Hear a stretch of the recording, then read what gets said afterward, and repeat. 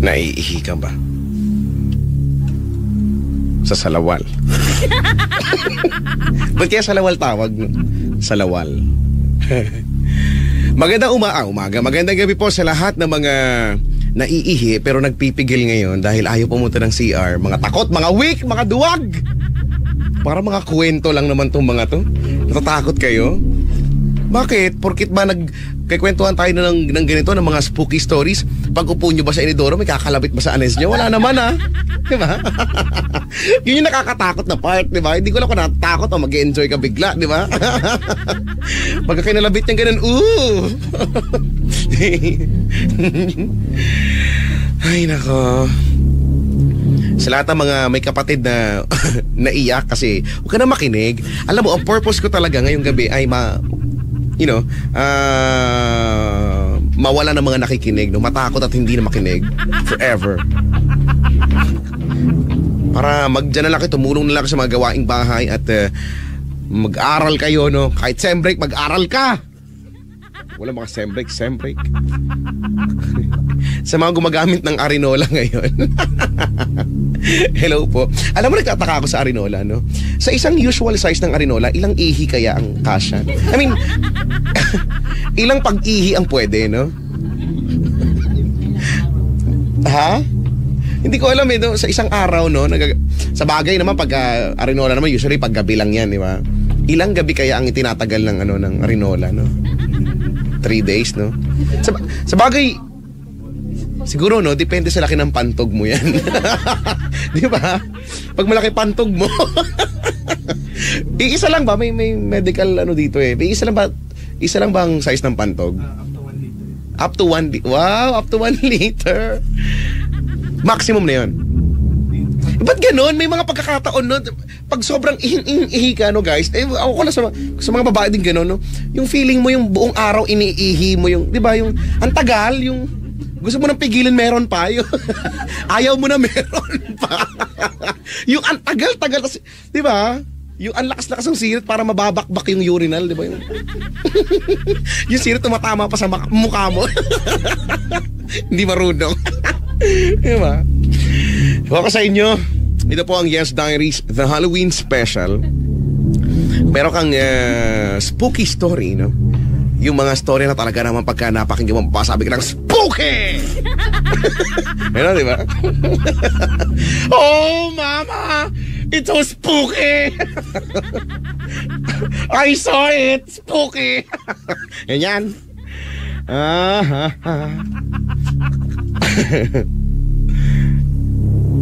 Sabi ni Sinfuego, 1989, nagpapatawa ka pa, Chico, akala ko Halloween special. Oo nga. Ito naman. Amo na. Baka lagnatin ako pag nagseryoso ako bigla. 11:24 oras sa ating lahat ng Brando's Bakery. Open 24 hours. May libreng isang putok. May libre daw isang putok lagi. Kung hindi ka kung hindi mo naman alam kung saan yung bakery na yan at wala ka hindi ka nakakuha ng libreng isang putok, okay lang yan. Okay lang yan kasi, Diyos ko naman, may free internet ang Smart. So kahit wala ka libreng isang putok, may libreng internet ang Smart. Diba? Sabi ko nga sa inyo, the leader in mobile gives us the best offer for internet. Yan na nga yung free internet. Up to 30 MB at may only Facebook pa. So you can share, like, and surf for free all day, every day with your favorite apps at gawin mo lahat ang gusto mo sa Facebook. So madali na ngayon mag-keep in touch sa iyong mga kaibigan at sa iyong family at maging updated sa lahat ng latest happenings. All you have to do is be a Smart or Talk and Text or Sun subscriber. Prepaid, postpaid, or broadband man yan. Ang kailangan mo lang gawin is i-type mo ang salitang free, that's F-R-E-E, all in capital letters, at isend mo yan sa 9999 araw-araw. Pwede mong gawin yan. What are you waiting for? Register daily. It's free internet and only Facebook. Only from Smart. Sun, and Talk and Text. Terms and conditions apply. Promo runs until November 30, 2014 per DTI FTEB SPD permit number 3332, 3334, and 4779, Series of 2014.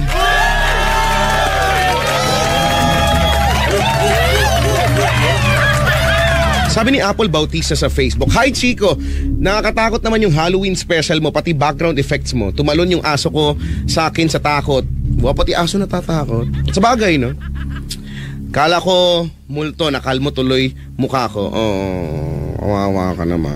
Ano mo itong mukha mo? Sige na nga, hindi ko na nga ito gagawin. Ayoko kasi talaga na ginagawa ko. Nakakasakit na pala ako ng ibang tao. Mukha nyo! Ituloy natin to. O yeah, narinig nyo kanina yung ilang kwento, no, na pinadala sa Gmail account ko, chicoloco.yesfm@gmail.com. And you may do the same, no? Pwede pa nating mabasa yan, pwedeng mamaya or bukas or sa isang araw, no? O nga, 3 araw tayo magagaganto, no? Para makiuso din tayo sa TV, no? Puro mga ganyan ng mga tema, no? So sa radyo meron din. Akala nila. Pero magaling na DJ lang nakakagawa nito, no? Yung iba mga weak kasi. Walang magawa sa buhay. Pareho lang. Ito. Sige, bago natin kausapin ang ating next caller, basahin ko lang ang isang istorya na pinadala sa ating Gmail account. Ang sabi niya, "Good evening, Kuya Chico.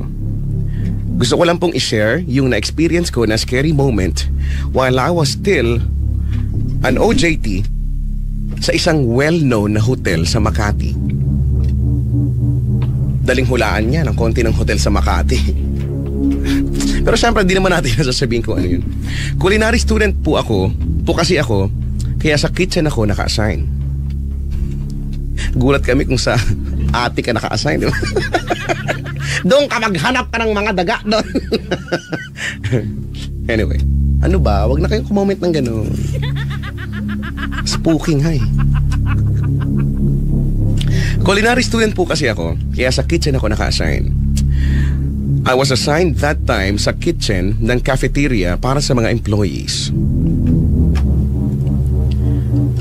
Saturday yon, kaya wala masyadong employees na kumakain, kaya hindi busy, so pinag-chop or pinag-prepare nila ako ng vegetables. Since hindi busy that time, 4 lang kami na nasa kitchen. Lumabas muna yung 2 chef para mag-CR at yung isa naman ay umakyat sa itaas. Nagulat ako kung umakyat sa ibaba yan. Medyo creepy yung part na yun. Ano ba? Wala na nga gantong comment nga eh.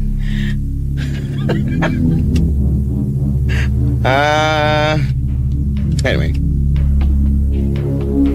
Habang busy ako na nagcha-chop, yung isang chef na natira is busy naman nagluluto sa other side at nag-aayos ng mga ilalabas sa service station. Bigla kaming may narinig na nagsalita na lalaki na husky voice ng ibang dialect, parang Spanish dialect. Pero mahina lang. Nung una, akala ko nantitrip lang yung kasama ko na chef kasi pala biro talaga yon.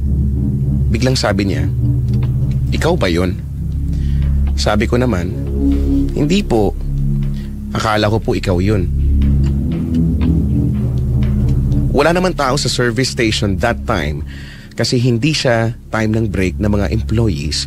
So konti lang talaga yung nasa cafeteria and walang nakapila sa service station. Nagkatinginan ulit kami ni chef, sabay takbo siya sa labas. Bait di ba, iniwan ako? Oo nga naman. Bumalik din naman siya agad at pinagpatuloy namin yung ginagawa namin. Pagdating nung 2 chef na lumabas, kunento namin yung nangyari. Sabi niya, normal na daw yun kasi dati daw may namatay na chef sa loob ng walk-in freezer dahil inatake siya sa puso habang may kinukuha sa loob.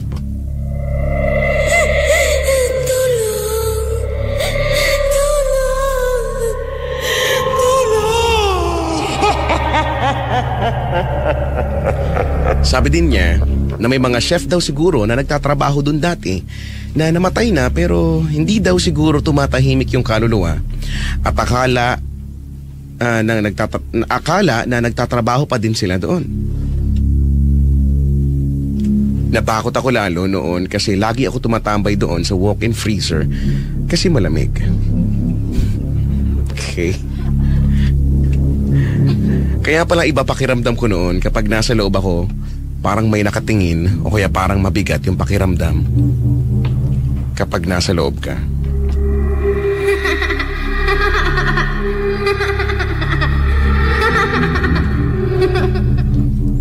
May mga kwento din yung iba kong mga ka-OJT na nangyari sa kanila habang naka-duty sila. Share ko na din para masaya.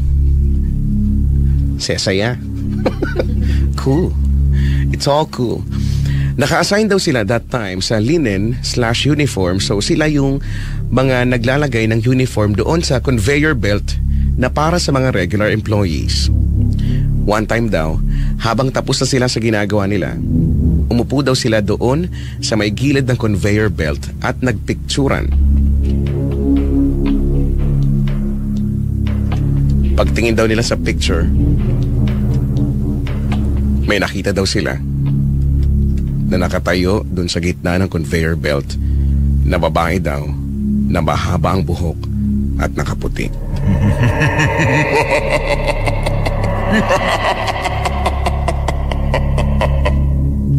Dalawa kasi yun na magkatabi. Isa para sa babae at isa para sa lalaki.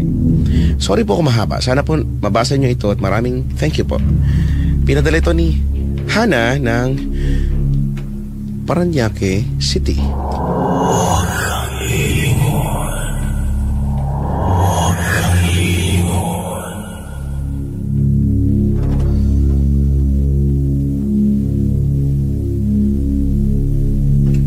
Ah. 11:33. Hello po sa mga bisita ko ngayon.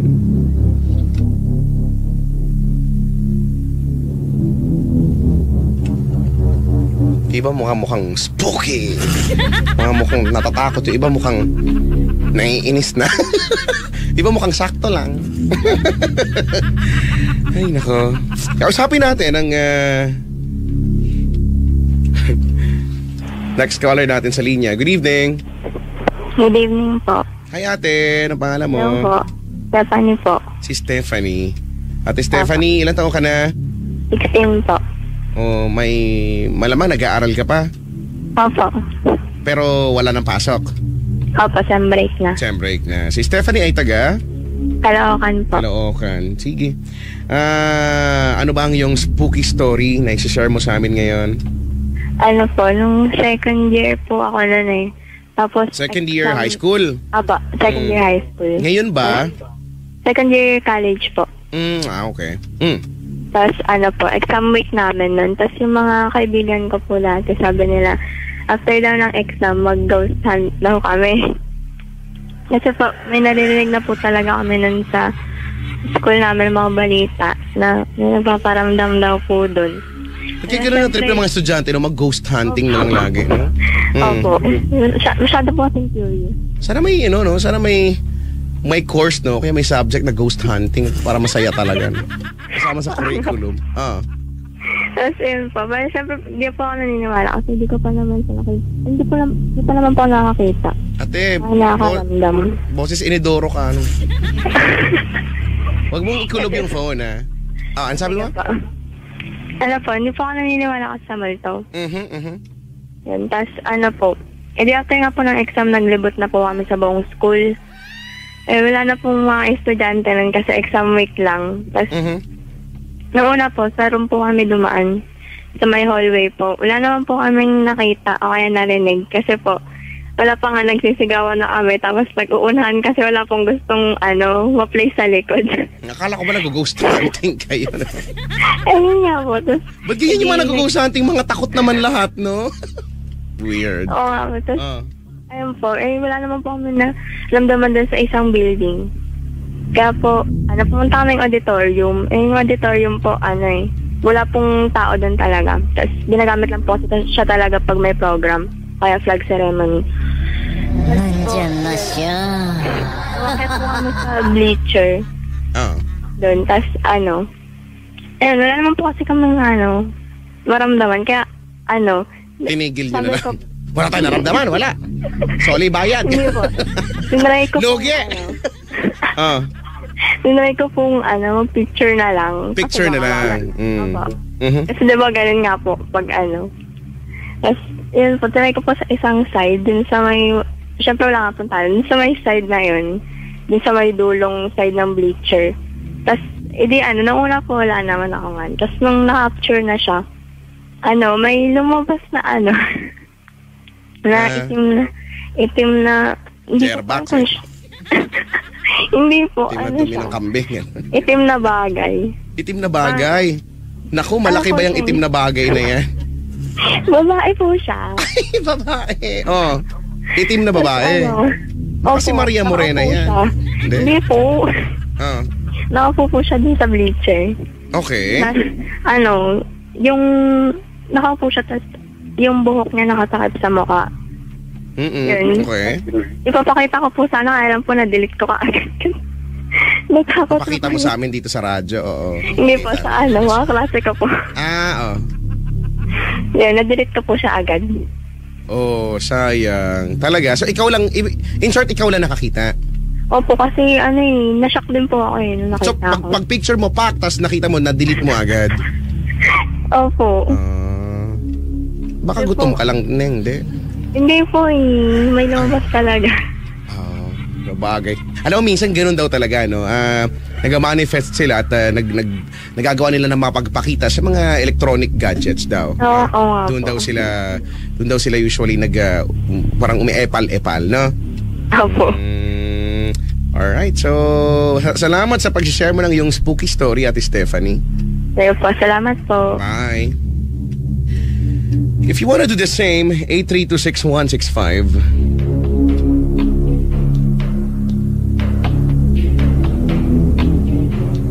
Facebook.com/Chico Loco Manila, Twitter.com/ChicoLoco_YesFM.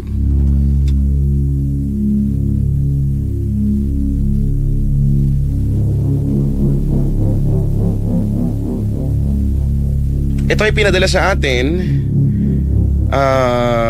sa ating email account. At sabi niya, "Hi Chico, tawagin mo na lang akong Liv. Ikikwento ko lang yung experience ko. Nangyari ito last 4 years ago. Di ko siya makalimutan kasi ito talaga yung pinaka nakakatakot na nangyari sa akin. Paggabi na nun, galing ako sa duty ko sa ospital. Pagdating ko sa bahay, ay agad akong dumiretso sa kwarto para makapagpahinga. Naabutan ko yung pangalawa kong kapatid na nakahiga. Tapos ko fresh and up. Ano yung fresh and... baka fresh and up, no?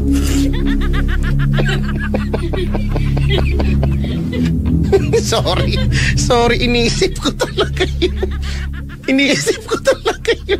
Fresh and up. Sorry, pagbigyan nyo na ako. Spooky. Brad, fresh and up.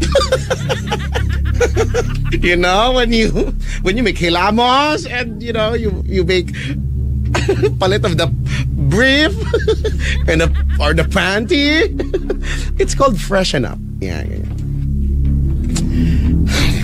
Okay. Tapos ko mag-freshen up, Chico, tumabi na rin ako sa kanya. Pinikit ko yung mata ko, Chico. At mga ilang minuto ang lumipas, ay tumunog ang cellphone ko. Wait lang, tumunog yung cellphone ko at isa-silent ko lang. Wait lang. Sino man Gulo-gulo. Sabi dito is bully dapat, hindi is spooky. Hoy, sabi mo bully ako sa pakinggan. Bukan mo lang. Hala, nawala na tuloy yung kwento. Asan na ba yun?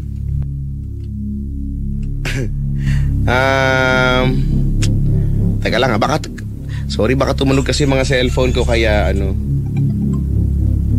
Yan, sa silent ko na. Matapos ako mag-freshen up, tumabi na rin ako sa kanya, sa kapatid ko. Pinikit ko yung mata ko, Chico.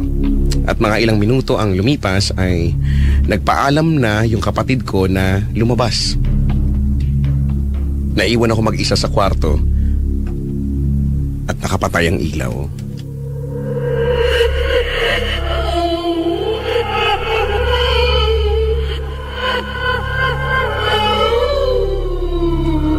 Hindi pa nagtagal ay may naramdaman akong tumabi sa akin. Hindi ko pinansin, baka yung kapatid ko lang ulit. Pero ang pinagtataka ko ay di ko narinig yung pagbukas ng pintuan namin. At ilang beses ko na siyang tinatawag, wala akong naririnig na reply o sagot galing sa kanya. Kaya paggalit akong sumigaw, "Ano ba? Kanina pa kita tinatawag At kasabay nun ay ang pagharap ko sa kanya. Sa di inaasahang pagharap ko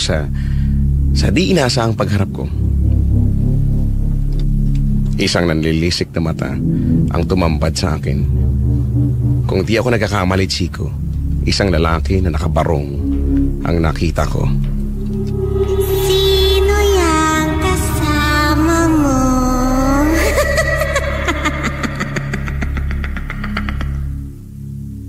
Kumakatawa. Nagkatitigan kami na halos di ko maigalaw ang katawan ko. Kahit na mata ko, di ko maalis sa kanya. Takot na takot ako nung panahon na yon.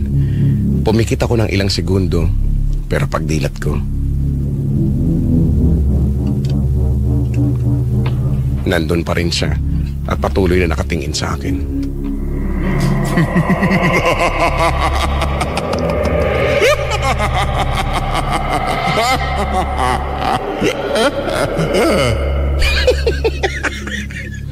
Sorry, natatawa talaga ako sa part na yan.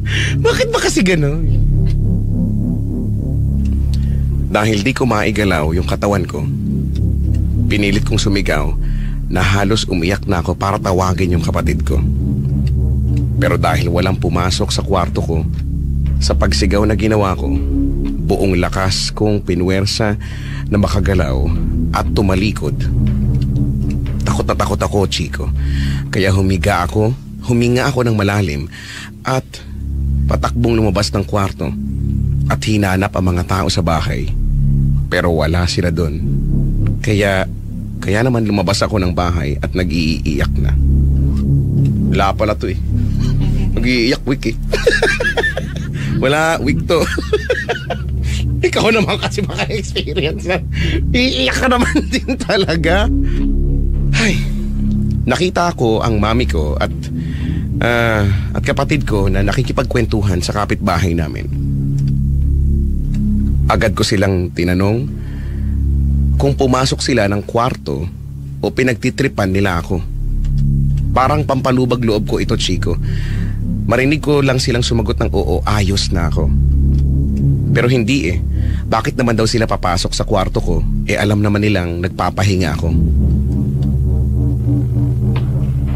Tinanong ko ulit yung kapatid ko, pero di pa din siya bumabalik sa kwarto dahil tinawag siya ni Mami. Di ko na napigilan at sinabi ko na may nakita at nakatabi akong multo at nakakatakot ang itsura niya.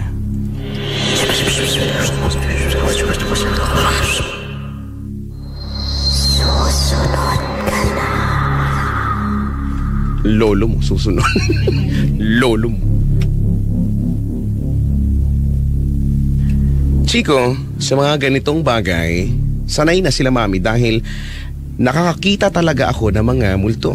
Pero yung nangyari sa akin ng gabing yon, dahil harap-harapan at hindi niya talaga ako nilubayan. At share ko lang din ito, Chico, bago pa man din na tirahan yung bahay na yon ay nauna nang tumira at tinutulugan yon ng mga pinsan ko. At sinasabi nilang sa kwarto kung saan ako nagstay o nagkwarto ngayon ay laging may nagpaparamdam. Ilang beses na akong pinaramdaman doon, Chico, pero doon lang talaga ako naduwag. duwag ka lang. Maraming salamat, Chico, at sana mabasa mo ito. Chico.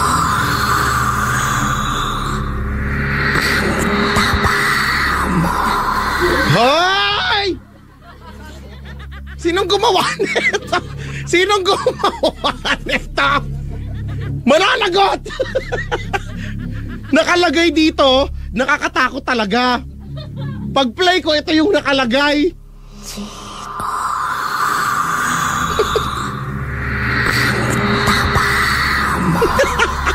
Siraulo. Siraulo to. Bad trip. Bad trip kayo ah.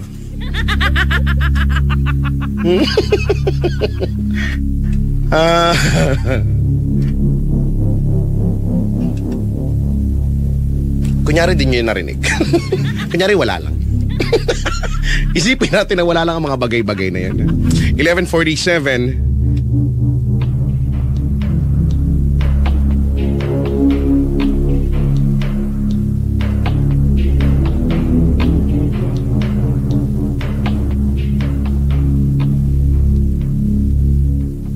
Aha. Habang nasisira ang flex ng laptop dito. habang wala kaming pampaayos. Ako lang pala kasi akin ito.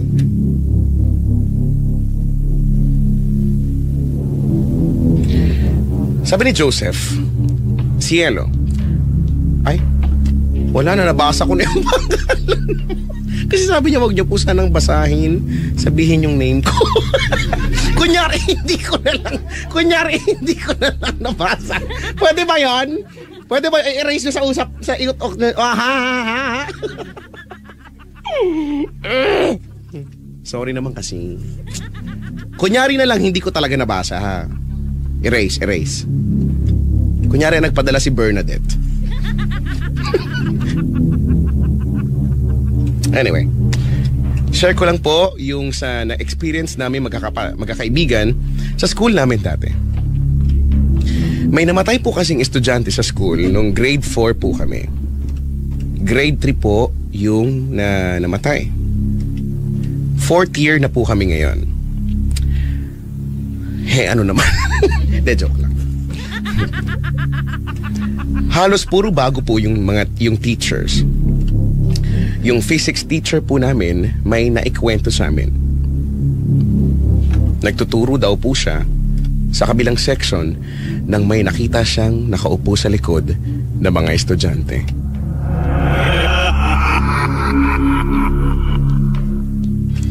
Nung tinignan niya pong mabuti, bata daw po.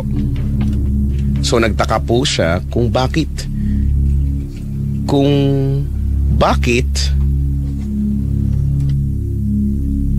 may bata na nasa room ng mga 4th year.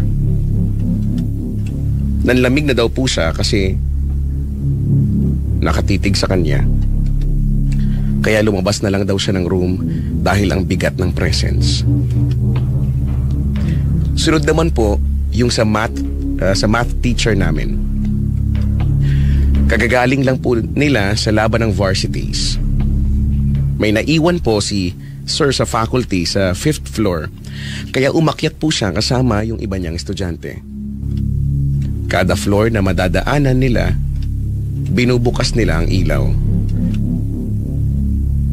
Pagdating sa 5th floor, kinuha na ni Sir gamit niya, tapos bumaba na sila.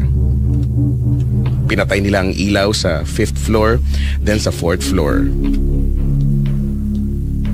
Pero pagdating ng 3rd floor, nagulat sila nang biglang nagbukas-sara yung ilaw sa 4th and 5th floor.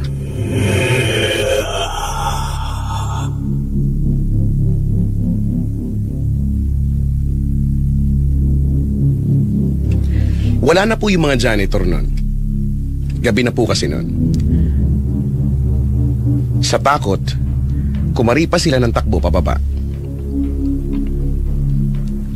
Pagdating po nila sa ground floor, nag-ring yung phone nung isang kasama ni Sir. Tapos nung sinagot na nung estudyante, naiyak na lang siya. Kasi patay na daw yung lola niya at kailangan na daw niyang umuwi. Fast forward nung last week lang po, may nangyaring sobrang nakakatakot sa batch namin. Katatapos lang po ng presentation ng section namin sa MAPE. MAPE, no? Music, Arts, PE and Health. Tama? MAPE. Nawalan po ng phone yung isa kong kaklase. Kaya down na down po siya. Nawalan lang ng phone, down na. Isa kong kaklase, binasted eh. Pero okay lang. Sakto lang sa kanya. Ano ba? Wala na kasing ganito. Nawalan po ng phone yung isa kong kaklase, kaya down na down po siya. Third period po namin yung presentation, pero after nun, wala pong pumasok ng teacher. So free time po kami hanggang lunch. Lunchtime po, bigla na lang sumigaw yung kaklase ko na nawala ng phone. Itago na lang natin sa pangalang Mads. Katabi niya po, kaibigan ko nun. Naglulupasay po talaga si Mads sa sahig, as in nagwawala po. With matching sigaw-sigaw. Baka dahil na wala cellphone, no? Grabe naman. Fourth year, no? Nagagaganong-ganon pa, nakakahiya.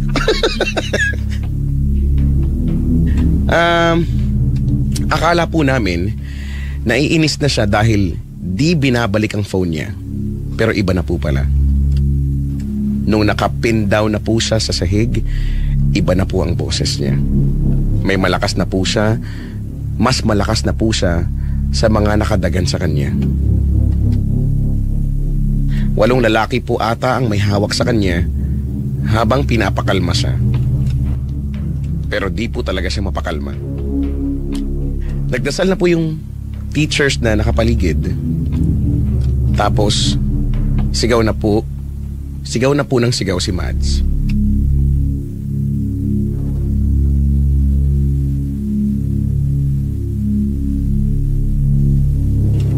Jesus. Jesus. Paulit-ulit niya pong sinisigaw. Tapos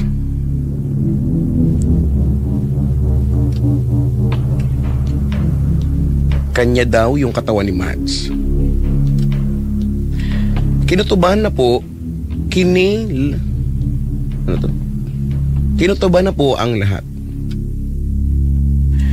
May sinasapian na sa harap namin, kaya ang daming nagpanik at kinabahan. Nakakatakot po kasi nawi-witness ko lahat ng nangyayari.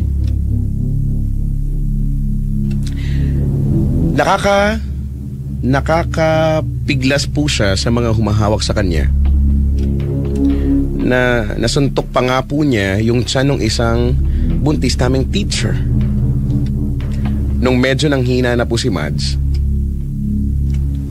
napatingin ako sa paligid. Ang dami ko pong nakikita na takot na takot. May umiiyak na nga din po. Pero meron ding nagve-video. Pero pagtingin ko sa bawat sulok ng room namin, may mga matatangkad na itim na anino na may maapoy na mata at mahahabang kuko. Bawat sulok po meron.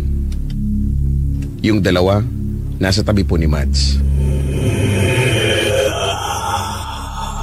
Yung isa po nasa sulok na nasa likod ko. Yung isa nasa likod ng isa kong kaklaseng babae, pero malayo pa. Napatingin ulit ako kay Mads. Nagwawala na naman siya. Pagtingin ko kay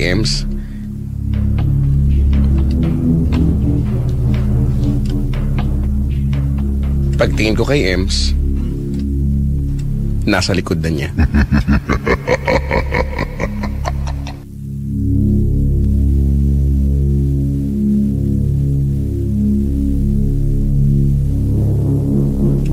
As in likod na. Nakasilip sa mukha ni Ems.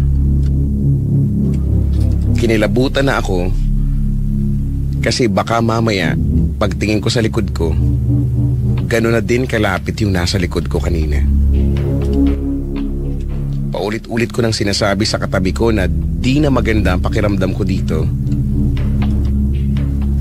sa room na ito, na dapat umalis na kami. Pero walang nakikinig sa akin. Nagwala na si Ems, as in iyak na ng iyak. Tapos niyakap niya na yung kaibigan niya, then nagwala ng todo. Tili pa siya ng tili. Di na ako tumingin sa likod ko. Dumiretso na lang ako paglabas ng room. Then ewan ko, paglabas ko, naiyak ako bigla at nang hina. Niyakap ako ng kaibigan ko na si B. Tapos, inakay ako pababa ng hagdan. Pero nag-freeze ako kasi di ko na magalaw yung mga paa ko. Sabi ng nurse, nag-hyperventilate lang daw ako. Pero unti-unti ako nang hina. Tapos nahihirapan na akong huminga.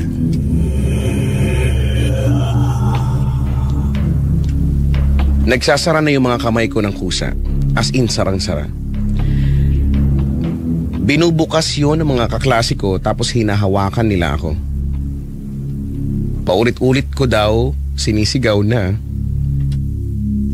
"Wag niyo akong bibitawan, please." Habang umiiyak hanggang sa hinamatay na ako at binuhat na ni Mo. Sinabi nila sa akin ang mga sumunod na nangyari after kong himatayin. Binuhat na ni Mo, inakyat ulit nila ako sa 5th floor at nagwala na din daw ako. Grabe daw ang mga sinabi ko. Sinabi ko daw, napapatayin ko daw sila. Isusunod ko daw sila. Ang di maniwala daw ay isusunod ko. Doon na pinababa yung mga kaibigan ko. Tinatawanan ko lang daw yung mga dasal nila. At iba daw ang boses ko. Sobrang lakas ko daw. Di daw mabukas kamay at mata ko. Pag bumubukas daw ang mga mata ko, puti lang daw. Sigaw daw ako ng sigaw at tawa ng tawa. Laban daw ako ng laban. Pero dapat bumawi ka din. Kapag malaki na yung offer, babawi ka na, di ba? Kapag mga tipong 100,000 yung offer, bawi na. Ganun dapat. Diba? Laban daw ako ng laban. Ginamit pa daw ng demonyo yung boses ko para magmakaawa na pakawalan ako. Ang sabi ko daw ay dali na. Bitawan nyo na ako. Di ko naman kayo sasaktan eh. Siya lang naman yung masasaktan eh. Sinasakal ko daw sarili ko at kung ano-ano pa. Madami pang nangyari. Nagising na lang ako at umiiyak after nung possession. Niyakap ako ng mahigpit ang advisor ko nung 3rd year habang umiiyak kami pareho. Dinala ako sa office. Saka ako nalaman na 4 kaming sinapian. Si Mads, ako, Ems at isa pang lalaki na si Yuki. Hanggang sa office po, sinundan ako nung sumapi daw sa akin o nung sumapi sa akin. Sinabi ko po yun kila mami at daddy, pati sa lola ko na principal ng school. Nagpray lang po sila nagpray at kumanta ng praise songs hanggang sa nawala yung lalaking itim sa labas. At napakalma na ako. Salamat ng marami.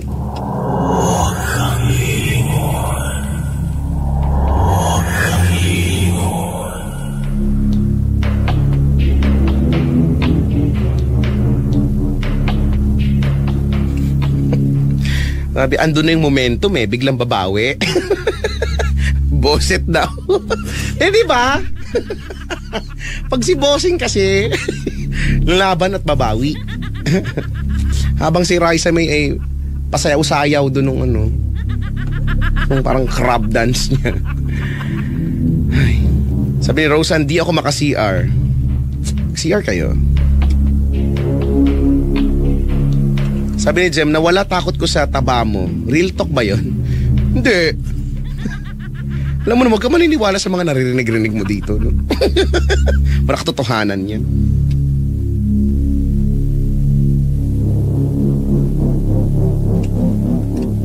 Call me up, 8326165 para sa inyong spooky stories. And if in case you just turn on your radio, well, welcome po sa YD Halloween Special.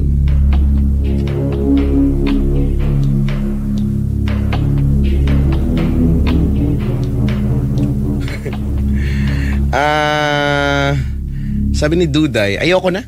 Di ko na kaya. I'm so scared. You're so scared?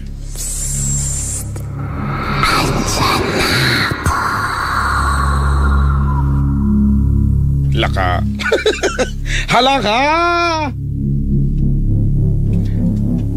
Sabi dito ni Tristan is the king. Chico, ang ganda ko. Yan ang nakakatakot talaga. Yan ang hindi talaga natin kaya. Hindi natin talaga kaya maipaliwanag yung mga bagay na yan. Hindi ko talaga alam. Aha.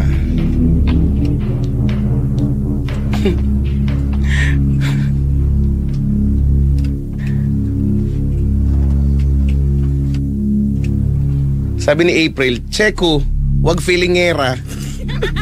Wag magmatapang. Takot ka rin eh. Oy, hindi no. Marami akong kasama ngayon.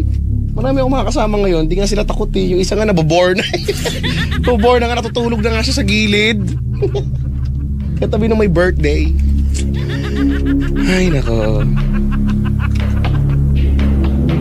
Sabi ni Abraan, hala, may biglang kumatok sa pinto namin. Ayaw ko talaga buksan. Yung pala, papa ko na. Lagot ka.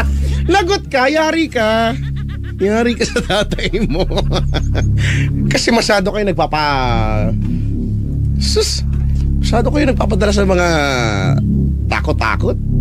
Ano ba naman yan?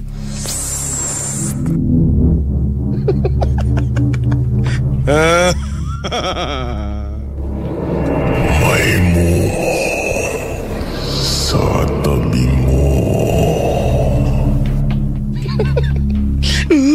Spooky. Ay nako. 12:04, good morning po sa inyo lahat. Ang dami nagsishare na, no? Nahihilo na ako sa mga tawag na 8326165 to share your spooky story.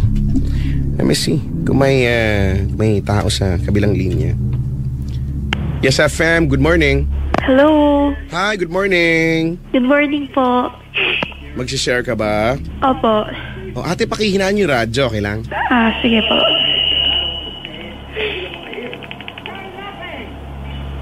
Ayan, okay na po ba? Hello? Hello? Ayan. What's your name, ate? Air po. Ha? Air po. Air? As in hangin? Opo. Code name? Hindi po. Nickname ko lang po. Nickname, Air. You're calling us from where, Air? Po? Taga saan ka? Marikina po. First time mo tumawag? Second time po. Second. When was the last time we talked? Mga August yata. This year? Opo. Ilang taon ka na, Ate Air? 16 po. 16 din. O wala pa rin ang pasok bukas dahil sumisem break, ganon. Opo. Alright, sige. Ate Air, welcome sa YD Halloween Special. Ikaw ba'y may isa-share sa amin? Opo. Kwento na. Sige po. This year lang po yata nangyari to nung kasama ko yung mga pamangkin ko. Mm-hmm. Pinapabantay po kasi ako doon sa bahay nila. Kasi magkatabi lang yung bahay namin. Parang bubuksan ko lang yung pintuan namin. Nandun na. Yun na yung bahay? Opo. Pagbukas ang pintuan nyo, doon na yung bahay? Opo. Medyo masikip ang skinny, ang ano dyan, no? Street. Buti sa amin may dalawang sasakyang kasya. Sige. Sa harapan po kasi kami ng Loyola, just sa cementerio. Okay. Tapos, nung nandun kami sa kwarto nila, mga magbabandang 6 p.m. na yata yun. Nanonood ako ng TV. The Walking Dead yata yun. Tapos, sabi ko dun sa pamangkin ko, dumating na ba yung mami mo? Tignan mo nga sa baba. Sabi niya, ayaw niya daw. Ayaw niya. So, sabi ko, bakit ayaw mo? Tapos sabi niya, may bata po kasi nakaupo dun sa may pintuan. So, parang kinabahan na ako. Sabi ko, babae, lalaki. Sabi niya, babae daw. Sabi ko, wala naman Sabi niya, magkasing tangkad daw kami. Tapos sabi ko, wala kayang tao, wag mo akong takutin, ganun. Tapos sabi niya, hindi naman po ako nagsisinungaling, sabi niya. So parang tumingin ako ng mabuti. Kasi doon sa may mirror, sa labas ng pintuan, may mirror doon. So para nakita mo sa mirror? Wala naman pong tao. Wala, bintana lang yung nakita ko. Saka yung mirror? Opo. Tapos, sabi ko, ako wag mo akong tinatakot wala ako sa mood ngayon. Sabi niya, hindi naman po talaga ako nagluloko kahit ituro ko pa sa inyo. Sabi ko, ako na nga lang titingin kung nandun na ba sa baba yung mami mo. So, bumaba ako. Sabi niya, wag, nakaharang daw dun sa may pintuan. Laka. Parang, sabi ko, hala, wala naman tao. Tapos umupo ulit ako dun sa may kama. Sabi ko, hindi na nga ako bababa. Dito na lang ako. Tapos nung mga nakakalipas na matagal na, ganun. Umiyak siya. Sabi ko, huwag ka naman umiyak. Sabi ko, ba't ka umiiyak? Ganun sabi ko sa kanya. Tinanong ko siya. Tapos hindi niya ako sinasagot. Sabi ko, magsalita ka naman Gusto mo ba ng gatas? Ganun. Tinatanong ko siya. Sabi niya, sabi niya, hindi, ganun. Ayaw ko. Sinisigaw niya talaga. Sabi ko, anong problema mo? Bakit ka umiiyak? Yung bata po kasi palapit na po ng palapit umiiyak siya, sugatan. Huwag kang kukurap. Parang naiiyak na ako noon. Ayoko lumingon kasi nakatalikod ako sa may pintuan nakabukas pa naman. Tapos sabi ko, asan na siya ngayon? Sabi niya, wala, nakatayo lang po, nakayuko. Tapos yun, hindi talaga ako, parang petrified ako na petrified. So, at first I was afraid. I was petrified. Ganun yan, diba? Tapos sabi ko sa kanya, ako wag mo ko niloloko Pag ako pinagloloko mo babangasan ko yung panga mo. Sobrang takot. Hindi, sabi ko sa kanya, hindi porket mabait ako ngayon, gagantuin mo ako, ganun. Kasi minsan, parang masungit ako, ganun. Inaano ko sila. Tapos sabi niya, hindi ko po kayo niloloko. So parang nanginginig na ako noon. Hinahawakan ko na siya sa balikat. Tapos kinarga ko na siya. Tapos ayoko lumingon, sabi ko sa kanya, nanginginig na yung boses ko. Tapos yung cellphone ko pa naman nandun sa kabilang kwarto. Paano ko kunin yun? Tatawagin ko na sana yung mami niya. Tapos sabi niya, nakaupo na daw yung bata. Yung parang yung alam niyo yung pwestong hinahog niya yung niece niya, yung parang niyayakap yung tuhod. Ganun. Tapos daw nag-rock siya, yung parang nag-rock, nagbabato, gano'n. Hindi po adik, gano'n. Yung parang nanginginig siya na parang napanood niyo ba yung Paranormal Activity? O baka nga yan yung kinikwento mo, hindi? Hindi po. Hindi po. Nanonood pa ako, teka lang. Tapos yun yung pinaka nakakatakot na part, yung pagagalitan ka. Tapos yun, parang pwede na ako lumabas, sabi ko sa kanya. Sabi niya, hindi ko po alam. Tapos tumayo na ako, binaba ko na siya, tumayo ako, wag kang aalis dyan Tapos paunti-unti akong lumalabas. So tumitingin ako kung may tao ba, wala.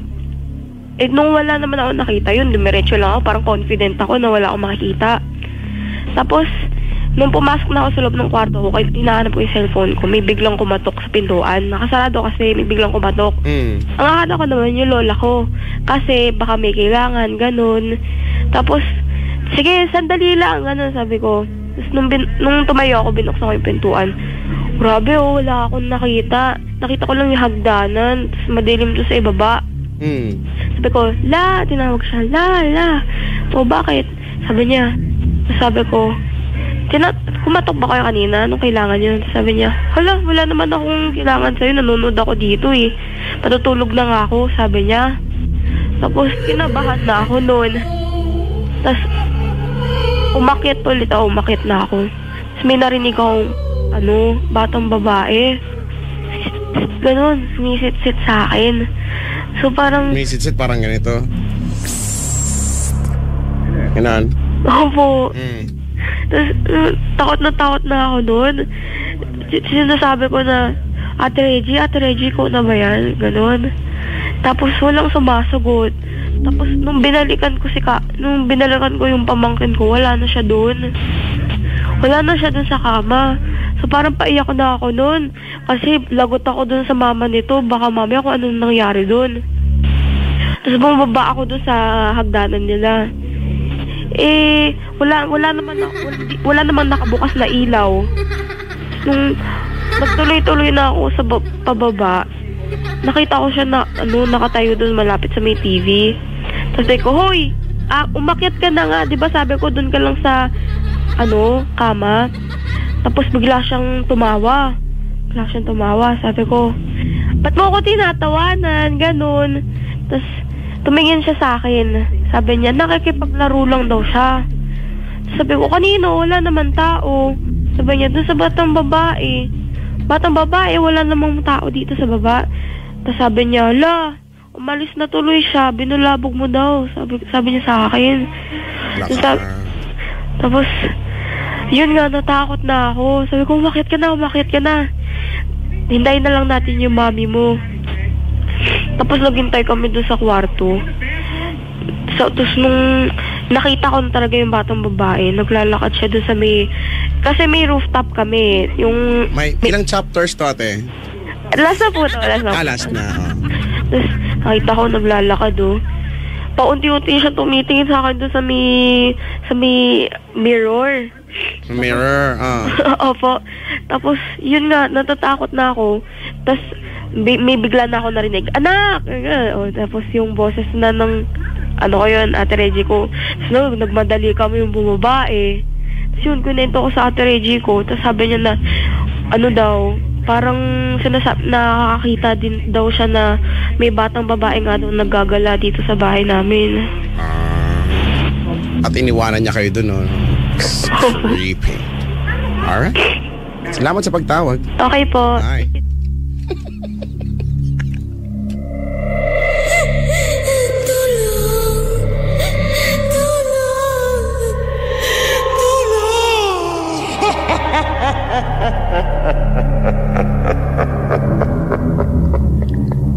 Ooh, it's so creepy. Spooky.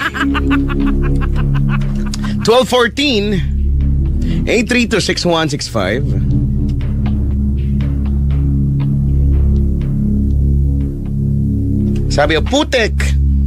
The putek, the mud. Kaya ayoko minsan kasama mga bata kung ano-ano nakita.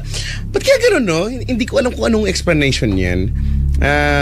Bakit kadalasan sa mga kwento ay mas ang mga bata nakakita daw talaga sila nang hindi nakikita usually ng mga adults, no? Kung saan umiiyak, tapos nakatingin sa kisame, nakatingin sa kung saan, tapos umiiyak na lang, tapos magkakalagnat, no? Tapos mga ganyan-ganyan mga bagay. Anyway,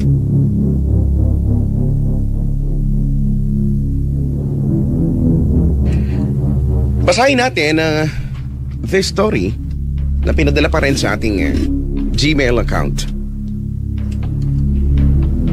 Sabi dito, ayusin mo na yung laptop mo. Kasi may problema na siya. Sabi niya, Kuya Chico, tawagin niyo na lang po ako sa pangalang Zadam.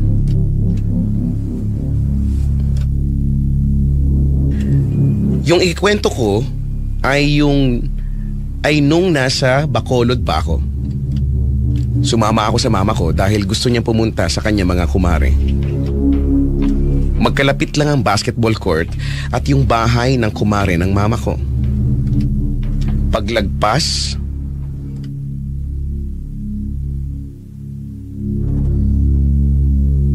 sorry, nasira na naman. Wait lang. Hanap na siya ng bago. Magkalapit lang ang basketball court at yung bahay ng kumare ng mama ko. Lagpas na ng 12:00 ng hating gabi. Habang ang mama ko ay nag-e-enjoy sa pakikipagkwentuhan sa kanya mga kumare sa labas ng bahay,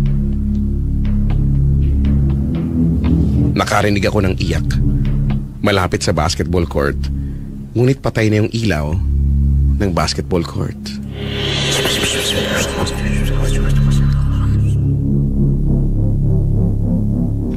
Habang tumatagal, lumalakas yung iyak. Medyo na-curious na ako sa naririnig ko at lumabas ako para makita kung saan banda yung naririnig kong iyak.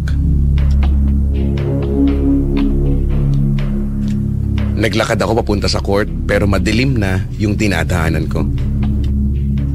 At natuntun ko kung saan yung iyak at nakita ko ang isang batang babae na nakaputi, na nakatalikod at nakatayo sa poste na walang ilaw. Sino yang kausap mo? Binaliwala ko ito at bumalik ako sa mama ko kasama ng mga kumare niya, at nung malapit na ako sa kanila, bigla akong tumawa sa harap nila. Sabay sabing, may bata pa pala na nagala ng gantong oras at naiyak pa. Biglang napalitan ng tahimik ang kanilang mga tawanan. Sabi ng mama ko, anong bata? Wala nang bata na gala ng gantong oras. Agad kong tinuro sa kanila yung bata na nakasuot ng puting damit habang umiiyak. Sabi ng mama ko, wala naman eh. Ganon din ang sabi ng mga kumare ng mama ko, pero patuloy akong natatawa habang tinuturo ko sa kanila yung batang babae na nakatayo sa poste. Ayaw nilang maniwala sa akin. Patuloy ako nakikipagtalo sa kanila pero hindi pa din nila ito nakikita. So hinayaan ko na lang sila mama ko dahil ayaw nilang maniwala sa akin. Napansin kong naglalakad yung batang babae. Lumalakas yung boses ng bata na parang boses na humihingi ng tulong.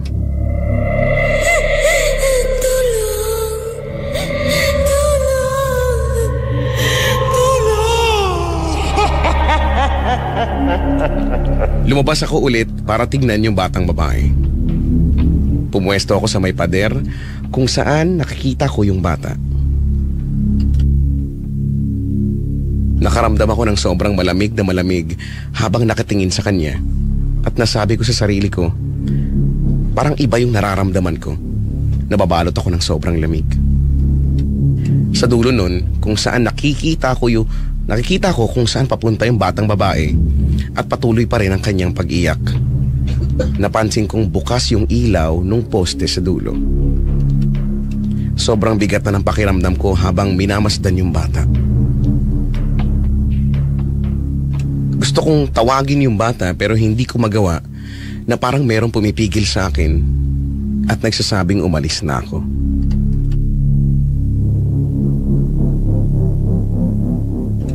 Mulat na mulat yung mata ko habang nakatitig sa kanya.